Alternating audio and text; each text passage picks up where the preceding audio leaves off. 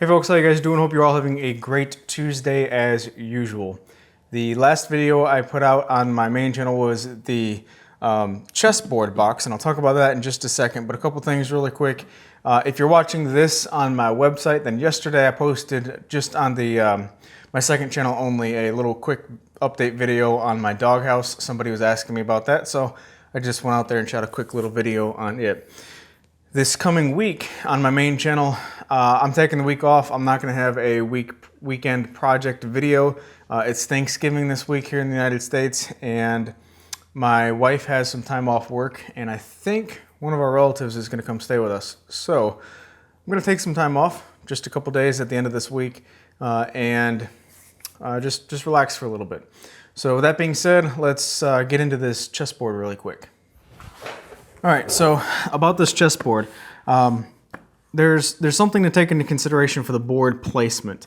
Number one, I wanted this board to slide left and right. That way, the board can be slid out, and then black and white can take their pieces out and set them to the side without this tray, the lid, being in anybody's way. If this was like this, then it's not as convenient for both players to put their pieces up in this orientation.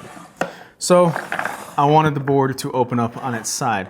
And I say that as being important because there's a certain orientation that the pieces, that the light squares and dark squares need to be in. As you can see in this orientation, the camera has the bottom right as white. And if I rotate it 90, then you have the bottom right as black. If you are playing white, if the camera is playing white, then a couple things. The queen always goes on their own color, and then also the rook, H1, needs to be white. So this is A through H, the rank A, B, C, D, E, F, G, H, and then the file 1, 2, 3, 4, 5, 6, 7, 8. So this is H1. So H1 needs to be white. And if this was in this orientation and still opened up left and right, then that cannot be played because H1 is a dark square. H1 needs to be a light square. So it may not matter for just casually playing chess, but technically speaking, H1 is a white square, and it always needs to be in the bottom right hand corner for white. Well, obviously because it's H1. But anyway, I thought I'd point that out because that was a happy accident in this case. I got it all done, and I thought, oh crap, is my H1 square correct? And luckily, it is. So that was a happy accident. Another very common question on the video was, did I make these pieces? And the answer is no, I did not. I purchased them.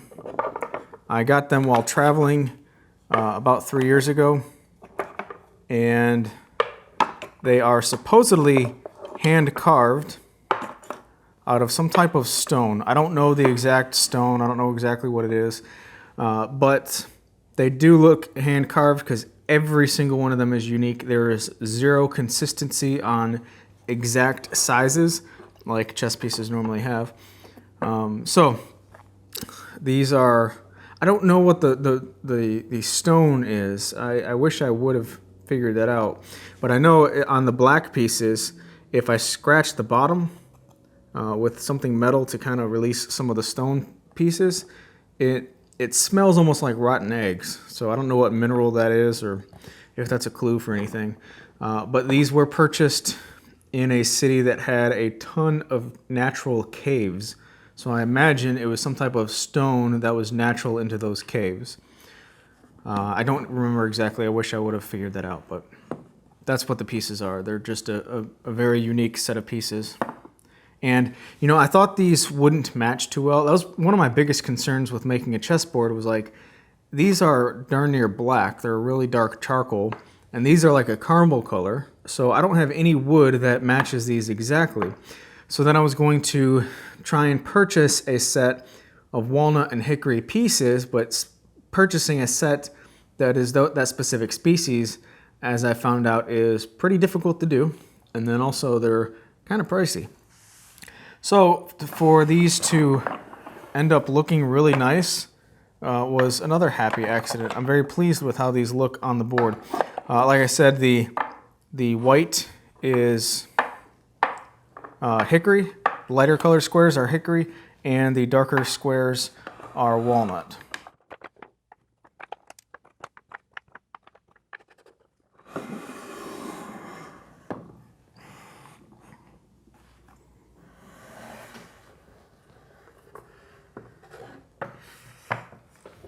A common question was, why no felt in the bottom? Why did I not put felt in the bottom of the box? I don't want felt in there because I really like the natural look of the wood below. This is a book-matched piece of hickory, and it continues the theme of walnut and hickory from the lid into the box. I think this looks, just this contrasting here, matching the contrast up here, looks really good compared to a piece of just solid color felt.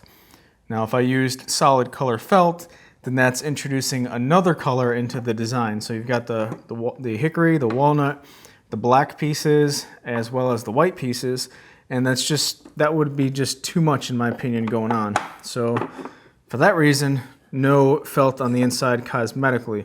Now, some other people said that I should have put felt specifically for protecting the pieces from rattling around. I'm going to damage the pieces. I don't see that being a problem. These are stone. I don't see wood damaging the stone. There's the pawns are pretty well contained so where they can't gain enough momentum from the box shifting around to cause damage. And let's see, the biggest lack of space on the bigger slots is with the bishops. And even then, I don't see them sliding around, gaining enough momentum to cause any damage. Now, if these slide around inside this tray enough to either break the dividers or break the pieces themselves, then odds are the box itself is going to be damaged from however it's sliding around on whatever surface it's going crazy on. So I don't see that as a problem at all. Yeah, there's no way I'm covering up this wood below. I really enjoy how this turned out.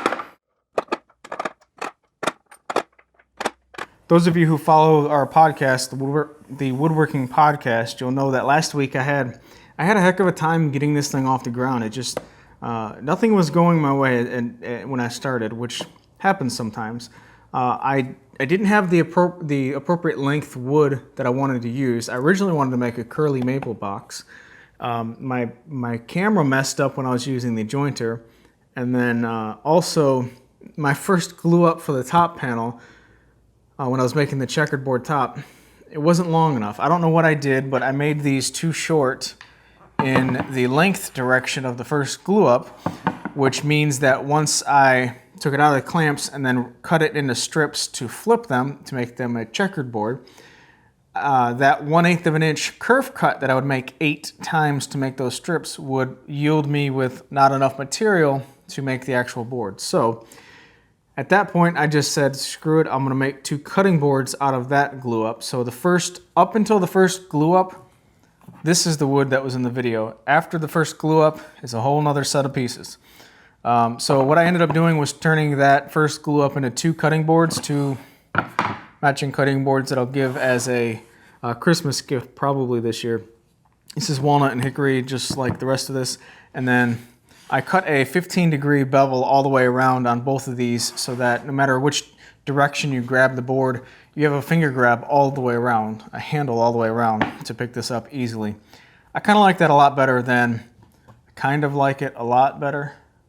like it better than having 2 dedicated handles, one on either side, because no matter which direction you grab it, it's just convenient. You just pick it up and go. So the first glue up ended up being cutting boards.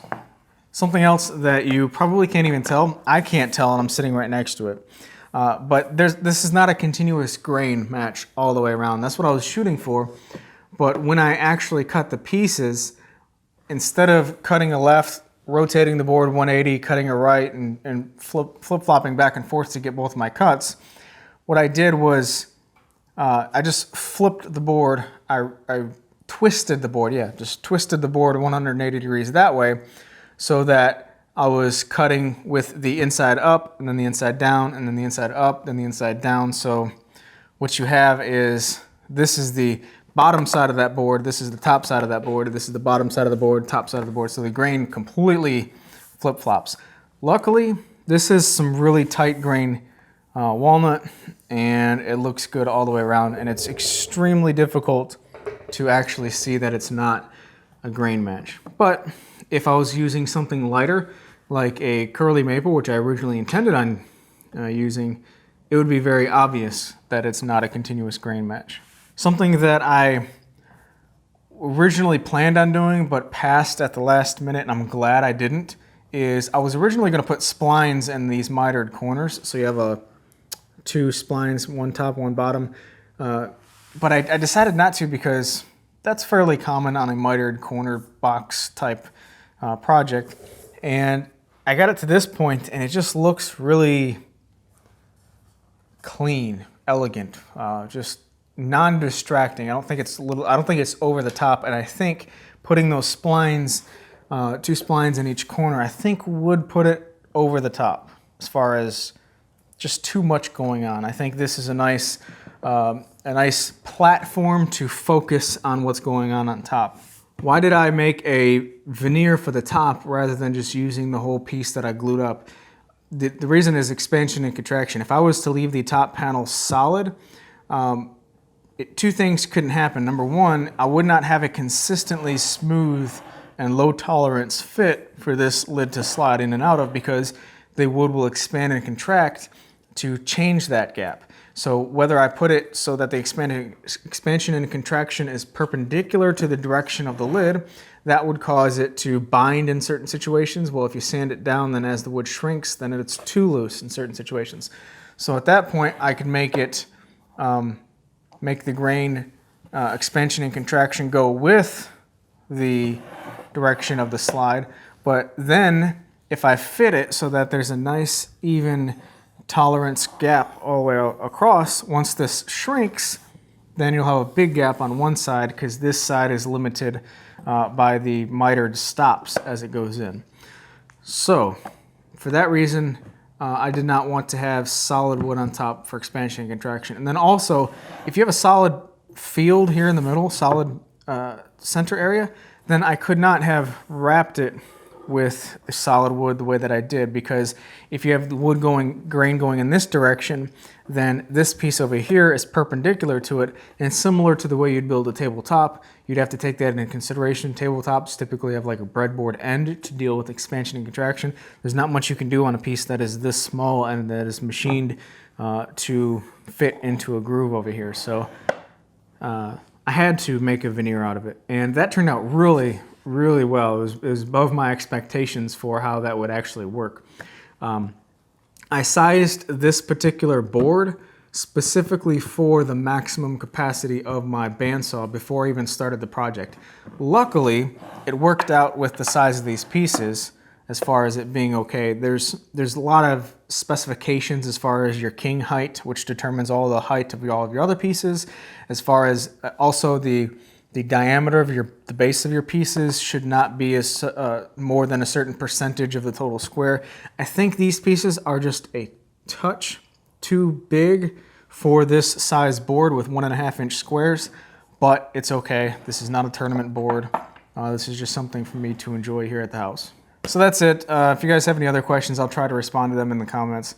But I'm very pleased with the way that this turned out. It was a very rewarding project for me because not only do I think it looks killer, it looks really nice, but it's kind of like a second thumbs up because I really enjoy playing chess. So I've got like two of my hobbies built into the one, which is very nice. And my wife's home and about to walk through the door. So you guys take care, have a great day, and I will talk to you next time.